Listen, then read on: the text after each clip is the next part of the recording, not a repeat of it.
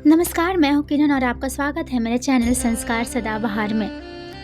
हमारे देश में बहुत सारे ऐसे महानायक आए जो हमारे देश और स्वतंत्रता के लिए बहुत सारे काम किए, समाज के लिए बहुत सारे काम किए। ऐसे ही कुछ महानायिका भी आई जो हमारे लिए और हमारे समाज के लिए, लड़कियों के लिए बहुत सारे ऐसे काम किए जिन्हें हमें याद रखना है। जी हाँ, औरतों को कहा जाता है कि वो 2 जनरेशन को आगे बढ़ाती हैं, लेकिन औरतें अगर चाहें तो वो पूरा समाज को बदल सकती हैं, इतनी उनमें ताकत होती है। ऐसे ही एक औरत थी सावित्री बाई फुले। जी हाँ, बात कर रहे हैं हम सावित्री बाई फुले के बारे में। आज अगर हम पढ़ लिख रहे हैं आज़ादी से तो वो उनको पूरा श्रेय जाता है।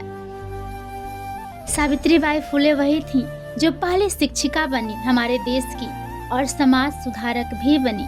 जी हाँ, 3 जनवरी 1831 को उनका जन्म हुआ, महाराष्ट्र के सतारा जिले के नायगॉन में हुआ। और बताया जाता है कि वो जैसे ही 9 साल की हुई उनका विवाह करा दिया गया ज्योतिबा राव फुले से।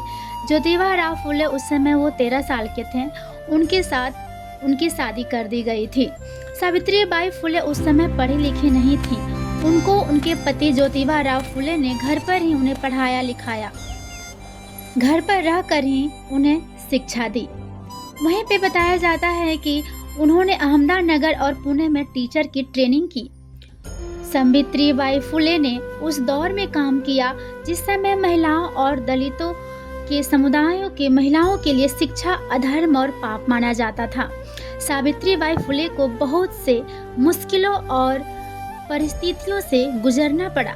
जिस तरह कहते हैं ना कि हम जब भी कोई अच्छा काम करने जाते हैं तो हमें बहुत सारी कठिनाइयों का सामना करना पड़ता है, तब जाकर हमें अपनी मंजिल मिलती है।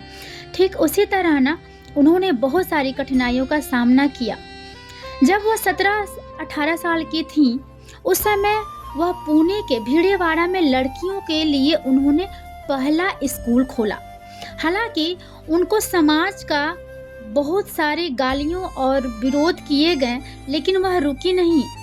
समाज ने उन्हें गालियां देना छोड़ा नहीं और उन्होंने इस चीज को अपने कामों के बीच उन्होंने आने नहीं दिया, वह आगे बढ़ती ही गई। हालांकि सामाजिक विरोध तो बहुत हुए, गालियां भी मिली, लेकिन वह हार नहीं मानी। कहा जाता है कि जब वो लड़कियों को पढ़ाने जाया करती थी ना, उस समय उनके ऊपर, उनके कपड़े के ऊपर कीचड़ फेंका जाता था, पत्थरों से मारा जाता था कि वह रुक जाए, आगे ना बढ़े, लेकिन उसके बावजूद भी वह आगे बढ़ती चली गई। जब कीचड़ से उनको मारा जाता था तो उसकी वजह से वह अपने थैले में अक्सर हमेशा एक साड़ी रखा करती थी। स्कूल जाकर वह उसको बदल कर फिर पढ़ाया करती थी लड़कियों को। परिवार वाले भी इनका बहिष्कार कर दिए थे, इन्हें निकाल दिए थे घर से। इसके बावजूद वह हार नहीं मानी, अपने कामों को इन्होंने आगे जारी रखा।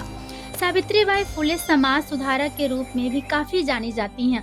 उन्होंने बाल विवाह, चाइल्ड मैरिज का विरोध किया, विधवा विवाह को बढ़ावा दिया और साथ ही साथ छुआछूत जैसे अनटचेबिलिटी के खिलाफ आवाज़ भी उठाई। हम सब के जीवन में कोई ना कोई हीरो होता है, लेकिन हम औरतों के लिए सावित्री बाई फुले किसी हीरो से कम नहीं थी। और वह भी कुछ चीज़ें हैं, उनके भी और भी कुछ चीज़ें थी।